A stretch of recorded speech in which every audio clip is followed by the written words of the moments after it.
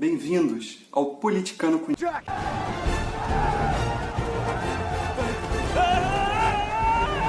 E hoje eu tenho dois desafios para vocês. O primeiro deles é refutar o que eu vou falar aqui ao longo do vídeo. Eu vou tratar sobre esse assunto da governabilidade, do toma lá da cá, mas não vou fazer isso de forma superficial, não. Eu vou tentar aqui colocar algumas propostas palpáveis e eu desafio vocês a me refutar, dizer por que não seriam boas propostas, por que não daria certo. E o segundo desafio é me dizer se esse governo que eu vou propor aqui seria um governo de esquerda ou de direita. Você está afiado aí na sua ideologia? Então, bora para a vinheta.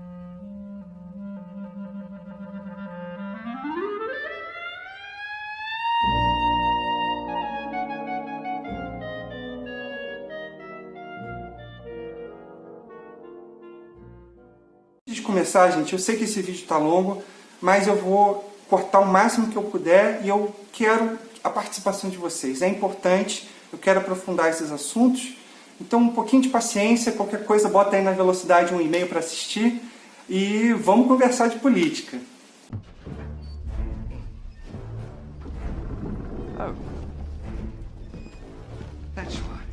Eu já falei do toma lá da cá no meu primeiro vídeo dessa série política, que eu falo sobre o sistema, e eu digo lá que é um problema muito maior do que a gente imagina, em vários graus e esferas diferentes da administração pública. Mas quando se faz essa pergunta sobre governabilidade, a gente está muito tratando da relação do Executivo, o Presidente da República, com a Câmara dos Deputados e o Senado, o Legislativo. E como o presidente depende muito da aprovação de projetos, leis e uma cooperação para poder formular e aprovar o orçamento anual, por exemplo, enfim, e outras coisas. E aí a questão é, nesse conceito entre o executivo e o legislativo, como que um presidente pode governar sem o toma lá da cá? E aí o toma lá da cá é dividido em duas partes, Você tem, em contrapartida de cargos, você oferece ministérios e cargos estatais para aliados, possíveis aliados ou indicações de aliados, ou você compra, literalmente, como foi o mensalão e como está sendo agora o orçamento secreto, que apesar de não ser ilegal, no mínimo é imoral, porque não tem a menor transparência. Então, você pode ter esses dois tipos de toma lá da cá. E por que o presidente fica na mão do legislativo? Por dois motivos também. O primeiro deles, corrupção. Se o presidente tem de alguma forma o rabo preso, está sendo investigado de vários lados, a família, ele tem que comprar apoio para segurar os processos de impeachment e as investigações. Então, boa parte da compra do apoio, assim como já tem sido feito em outros governos, e agora parece que está se repetindo, você simplesmente compra apoio para não ser indiciado, não sofrer um impeachment. E o segundo ponto é aprovar as alterações, as reformas, as leis que você, como presidente, julga importante para o país. Então você precisa da votação, dependendo do que você está propondo, Por exemplo, uma emenda constitucional precisa de muito mais votos. Mas enfim, eu não vou entrar nesses detalhes técnicos. E aí, como é que faz? E eu vou dizer que, por mais que o problema pareça complexo, a resposta está, de certa forma, na pergunta. Executivo, legislativo. Eu não sei muito bem porquê, e eu já conversei com vários colegas e conhecidos que entendem um pouco de política, eu ainda não tive uma resposta clara sobre isso. Tem uma cultura, e não é só no Brasil, eu vejo isso em outros países democráticos também, de que o executivo precisa necessariamente ficar aprovando um catatal de leis para tornar o governo dele relevante. Isso é uma falácia. Porque a atribuição, inclusive constitucional, do Executivo é executar as legislações administrativas compostas pela Constituição e pelas leis do país, aprovadas e reformadas pelo Legislativo. Então, essa confusão cultural, e se você perguntar para qualquer cidadão médio, ele vai te responder que é normal, né, o presidente precisar fazer reformas e aprovar leis, mas não era para ser. E eu tenho certeza aqui que alguém já vai começar se questionando. Eu vou pegar ele lá, é para questionar, eu vou questionar. Não tem como, a legislação brasileira é muito ruim, a Constituição é muito amarrada. Se não fizer reforma, se não aprovar lei, se não tiver o apoio do Congresso, é impossível governar. Mentira! Dá para governar sim. E eu vou falar aqui algumas ideias simples de propostas para tentar demonstrar a minha opinião, meu ponto de vista e tentar reforçar isso que eu estou falando aqui. Vamos falar dos grandes problemas do país, né? Sempre que a gente fala de política, a gente acaba esbarrando em educação, saúde, emprego e renda. Se a gente for analisar num contexto nacional, você acha realmente que para resolver esses três problemas, uma única legislação que vai atender desde o Rio Grande do Sul ao Amapá, o Acre ao Maranhão, ou Goiás, Rio de Janeiro, vai resolver o problema de todo mundo? Você acha que um município do interior do Amazonas tem as mesmas necessidades, os mesmos problemas do que um município no interior de São Paulo? Então, essa falácia, né, essa simplificação que a gente tem de fazer da política, não, faz essa reforma, faz isso, assim como a gente está ouvindo agora o questionamento sobre a reforma trabalhista, né? Pô, a reforma trabalhista está aprovada há pouco tempo e a gente está passando por uma pandemia violentíssima, muito mal gerida no nosso país. E estão questionando. Então, assim, tem essa cultura de que, magicamente, o presidente, fazendo uma grande aliança em nome do progresso do país, vai aprovar meia dúzia de reformas e vai resolver tudo. Não é assim. Esse toma lá da cá acontece muito por conta dessa noção. O presidente se sente na obrigação, por uma questão cultural, uma visão nossa, de que ele tem que fazer essas coisas para ser um bom governo, ao invés de arregaçar a manga e trabalhar. Então, voltando às questões pontualmente. Vamos falar primeiro de saúde.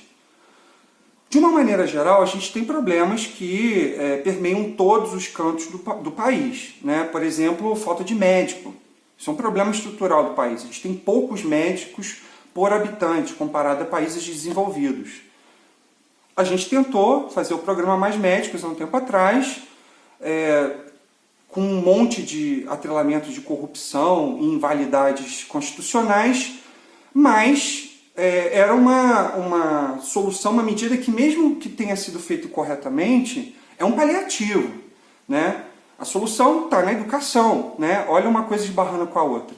Não adianta você também começar a implementar crédito e fundar um monte de faculdades de medicina pelo país afora, se os alunos que estão saindo do ensino médio não têm capacidade para encarar um curso como esse, investir tempo, se eles não estão preparados de base para fazer esse tipo de curso. Então não é uma solução que se resolve num governo, é uma solução que se resolve em 5. Mas vamos olhar lá na ponta. Esses municípios todos que eu falei, em regiões das mais diversas do país. Qual é o problema na ponta desses municípios? Podem ser dos mais variados. Você pode ter um município que esteja faltando hospital, você pode ter um município que está faltando enfermeira, que tem uma administração de recursos, de remédios e equipamentos ruim, que está precisando de reforma, que está faltando uma ambulância, enfim, está faltando um cadastro das pessoas, está faltando saneamento básico. Saneamento básico, para quem não sabe, é um investimento na área de saúde, por incrível que pareça. É infraestrutura, mas para cada R$1 investido em saneamento básico, você economiza R$4 na área da saúde. Então, na ponta, se você olhar município a município, às vezes bairro a bairro, dependendo do tamanho do município, os problemas são diferentes. Na educação, a mesma coisa. A gente tem problemas gerais, como a nossa grade curricular muito arcaica, a demora que a gente tem de se adaptar aos países de primeiro mundo, na metodologia de educar as nossas crianças, mas a mesma coisa, o problema da ponta hoje, imediato, a evasão escolar. Quais são os problemas? Pode ser escolas distantes da população, difícil acesso, às vezes falta uma van escolar para levar a criança para a escola. Pode ser uma cidade que tem alguns bairros encarando extrema pobreza, e aí as crianças estão deixando de estudar para trabalhar e ajudar na renda da família. Pode ser uma falta de professor, pode ser uma falta de material escolar, pode ser uma falta de internet. Das mais diversas possibilidades de solução de problemas pontuais. Vamos falar de emprego e renda? Mesma coisa, a gente tem os problemas macros que a gente ouve todo dia nos jornais, né? Taxa de juros, o dólar, investimento externo. É óbvio, tudo isso está muito atrelado ao governo federal e tudo isso tem que ser discutido. Mas qual é o problema na ponta? É diferente para cada município.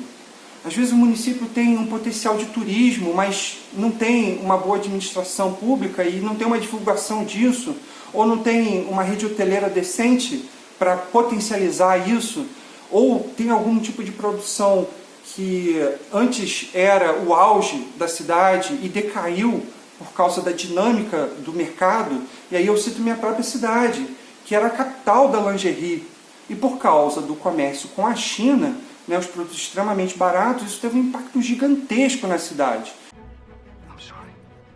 Então, cada cidade também tem um problema imediato de emprego e renda muito específico de cada região. É óbvio que uma cidade no interior de Minas Gerais tem potencialidades para gerar emprego e renda completamente diferentes de uma cidade do Acre, né?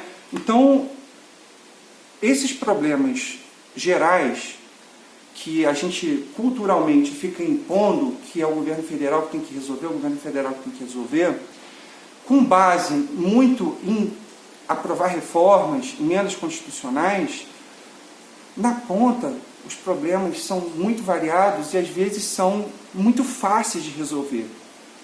Eu vendo esses programas de análise política, eu via uma vez um entrevistado falando que o problema na cidade dele era uma viatura. Uma cidade muito rural, pequena, só tinha uma delegacia de polícia, e aí eles tinham um chamado de emergência numa área rural, e eles não podiam deslocar a única viatura que eles tinham para atender o chamado. Se o executivo realmente começar a deixar o legislativo para os legisladores, o toma lá da cá começa a se inverter. Por quê? Porque tudo que o legislativo também traz de legislação, o presidente tem que sancionar. Então, se o presidente está montando o seu governo com base em ajudar a ponta, e eu já vou explicar aqui a minha ideia de um programa para resolver isso, né, um exemplo, não estou dizendo que esse é o programa e assim tem que ser feito, mas um exemplo para elucidar tudo que eu estou falando. So what's your plan, then? Imagina o seguinte, a gente monta 100 equipes ao longo do Brasil, separada pelos estados, composta pelos mais diversos profissionais das mais diversas áreas relevantes para a administração pública. O que eu quero dizer com isso? A gente junta aí uma equipe de 20 pessoas compostas por médicos, enfermeiros, engenheiros, urbanistas, administradores, contadores, professores e por aí vai. 20 pessoas. Estou arredondando aqui, eu vou fazer uma matemáticazinha depois também para mostrar para vocês o que isso representa hoje na briga orçamentária. Então, você monta essas equipes, você ainda complementa essas equipes com funcionários locais, assistentes, né, a infraestrutura que você tem para poder botar essas equipes para circular, e essas equipes vão rodando municípios pequenos e médios, prestando assessoria, fazendo uma análise das vicissitudes que aquela população ali passa e ajudando a vencer a burocracia e otimizando o emprego das verbas que já são destinadas para aquele município. E por que isso é muito fundamental? Que é uma coisa também que eu nunca vi analista político nenhum falar. A gente tem um problema visceral no país, que é justamente a administração desses municípios da ponta. Por quê? Para a gente ter uma boa administração pública, a gente tem que ter pessoas capacitadas, não só honestas, mas tecnicamente boas para fazer uma boa administração nas suas respectivas áreas.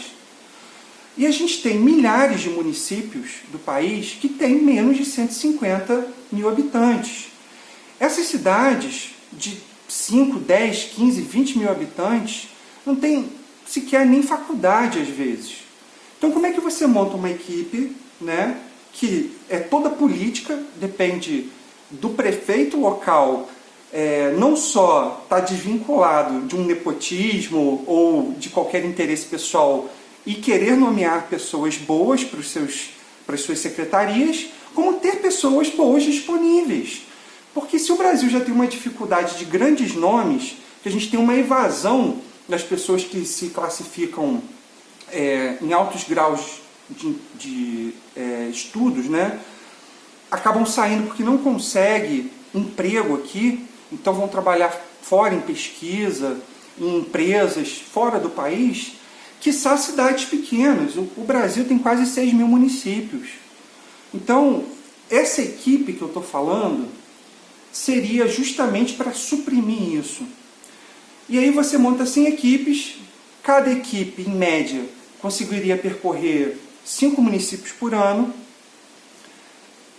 mas rapidamente, ficando menos tempo para municípios menores, né? Um município de 15 mil habitantes não tem necessidade de essa equipe ficar 3 meses. Né? Então, em média, cada equipe dessa consegue passar e ajudar, de fato, a arregaçar a manga e demonstrar como o trabalho é feito em 5 municípios por ano. 100 equipes, 500 municípios por ano. Significa que, em um mandato de um presidente, um programa como esse conseguiria ter um potencial de atender 2 mil municípios. Isso significa atender todos os municípios entre 15 e 150 mil habitantes. Usar a verba que já é destinada, a burocracia, as leis que já existem, de uma forma inteligente para você começar a mudar o país lá de baixo. Botar as crianças na escola, resolver os problemas na saúde de cada região, resolver os problemas de segurança e gerar emprego e renda. Parece bom? I like it. Simple, easy to remember. Agora eu imagino que vocês devem estar pensando, mas aí você precisa de dinheiro para fazer um negócio desse. Isso vai custar uma fortuna, você precisa do Congresso para, no orçamento anual, liberar verba para isso. Não. Vamos fazer uma continha rápida aqui comigo? Vamos colocar dessa equipe de 20 pessoas aqui que eu estou idealizando, um salário médio de 10 mil. Nada muito extravagante, mas um salário razoável para justificar que pessoas boas vão querer prestar concurso para essa equipe temporária, digamos assim. 10 mil com os encargos 20 pessoas, 400 mil por mês. Vamos colocar aí 20 assistentes concursados e locais, dos mais variados para compor essas equipes, ganhando metade. Então, mais 200 mil, 600 mil. E aí vamos considerar despesas locais de material, de estadia, alimentação e etc., aluguel de carro, mais 150 mil por mês por equipe. Estamos falando aí de 750 mil por equipe por mês. 100 equipes, 75 milhões. Certo? Isso dá por ano 900 milhões. A gente está falando de 900 milhões para gerir 100 equipes de 40 pessoas rodando o Brasil e mudando de forma efetiva, executando o trabalho que tem que ser executado. 900 milhões por ano é menos do que 20% do que a gente vai gastar esse ano com o fundão eleitoral. Só para vocês terem uma ideia, o Auxílio Brasil passou de 60 bilhões. Só para ficar mais claro o que é esse número, só de renúncia fiscal, de imposto que a gente deixa de coletar para médias e grandes empresas que teoricamente precisam ser competitivas em nome de um benefício para o país, a gente está falando de 300 bilhões por ano. Estou falando de 900 milhões para criar um programa de força-tarefa que pode mudar o Brasil em curto prazo. E aí isso quer dizer que é só isso a administração? Claro que não. Enquanto isso, você vai tentar aprovar no Congresso tudo que tem que aprovar, as reformas e tal. Mas a partir do momento que você demonstra para o Congresso que você não depende deles para fazer um bom governo, eles dependem de você para aprovar as leis que eles estão passando, para canetar. I know exactly what you mean. Vamos falar então das outras áreas que geram conflito e debate quando a gente fala de governabilidade. Estatais. Estatal não tem que passar pelo Congresso. E tem uma briga muito forte entre a ideologia de esquerda e de direita. A esquerda assume que as estatais são importantíssimas e a direita que não, que o Estado não deveria se interferir na economia através de estatais. Independente disso, assim como a gente tem que entender lá na ponta os problemas de verdade, a gente tem que entender na ponta os problemas de cada estatal. Não dá para governar sem números. Então, o que tem que fazer? Fazer um levantamento do que está acontecendo. Quais são as estatais que são competitivas, que estão dando lucro, quais que estão dando prejuízo, por quê? As estatais que estão muito ultrapassadas, que hoje só funcionam de cabide, de emprego, de indicação, para honrar o toma lá da cá, essas estatais têm que ser vendidas. Têm que sair das costas do governo. E isso não tem nada a ver com ideologia. Imagina o seguinte, você resolveu ao longo da sua vida investir em imóveis. Você compra imóveis para alugar. E aí você tem lá uma casa velha num bairro que desvalorizou, que as instalações estão todas estourando e que você gasta mais por ano do que você consegue arrecadar de aluguel. Você vai continuar com essa casa? Você vai vender. Você vai se livrar dela. Ou você vai traçar uma estratégia para ela parar de dar prejuízo. É isso que tem que ser feito com as estatais brasileiras. Entender administrativamente qual é o problema, a vantagem e a necessidade de cada um e tirar das costas do bolso do brasileiro a conta dessas que dão prejuízos. A maioria delas não precisa do legislativo para serem privatizadas. E aí você pega o dinheiro das estatais, abate da dívida pública. Eu sei, isso era uma coisa que o Paulo Guedes falava na campanha. E eu acho, na minha opinião, que ele tinha razão. O problema é que ele não aplicou em nenhuma escala. A gente hoje tem mais estatal do que tinha quando o governo Bolsonaro começou. Isso bota o Brasil com mais competitividade, dá mais credibilidade para o Brasil, mais renda, o dólar cai, a economia aquece. É uma coisa básica, simples, sem aprovação do Legislativo. Quer falar de Supremo? E o Supremo corrupto?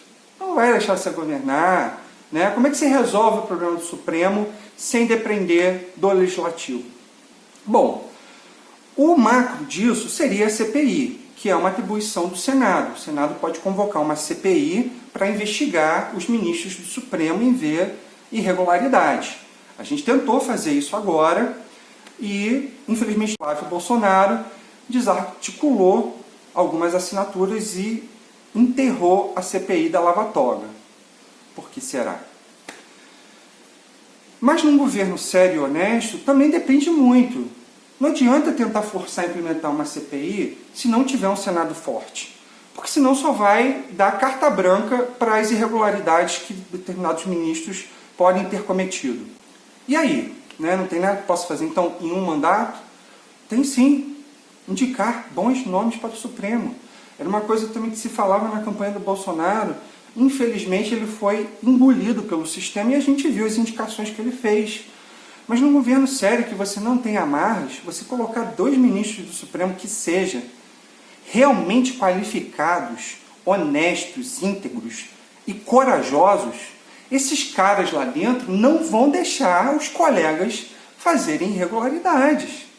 Tá vendo como é que o jogo pode mudar com pequenas intervenções?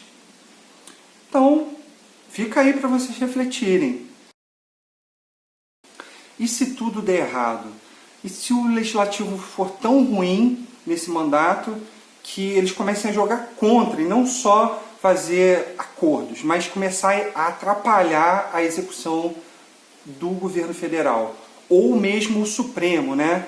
A gente ouve muito hoje em dia o Bolsonaro falar, a gente ouviu ao longo do mandato dele, o Supremo não deixa eu governar. Bom, o plano B, também por incrível que pareça, é muito simples, na minha opinião. Cola na imprensa, sabe? Essa imprensa lixo, fica longe, meu cercadinho aqui só para os meus amigos. Isso aí é bom para quem tem o que esconder. Para um governo sério, para um governo honesto, para um governo que quer realmente fazer a diferença, a imprensa é uma excelente ferramenta. Por quê? Você traz a imprensa toda, os pequenos, os médios, os grandes, o que vão falar a favor, os que vão falar contra, e diariamente mostra o que está acontecendo. Se você não consegue aprovar uma medida simples para conseguir 1 bi para aprovar um programa, você mostra, você vai à imprensa e mostra, estou tentando fazer isso por causa disso, mostra números, não estão aprovando. Apoio popular. A imprensa é o vínculo direto entre o governo e a população, de graça. Então, não descarta a imprensa, cola com ela. Se você for bom e suas propostas forem boas, a própria imprensa vai divulgar e vai trazer a população para o seu lado. O primeiro desafio que eu fiz para vocês foi dizer, né, quais são os problemas de tudo isso aqui que eu falei. Eu tenho certeza que algumas pessoas vão conseguir identificar problemas. Eu não sou um grande estudioso político ainda, mais propostas para se fazer um exercício do que propriamente sair candidato à presidência. Não é isso a intenção. A intenção é fazer um exercício de reflexão. E o segundo desafio fica aí. Isso tudo que eu estou falando é de esquerda ou é de direita? Não interessa. Isso é trabalhar pelo Brasil de verdade, trabalhar pelo povo. Isso é entender os problemas, as vicissitudes de cada cidadão em cada lugar desse país continental que a gente vive.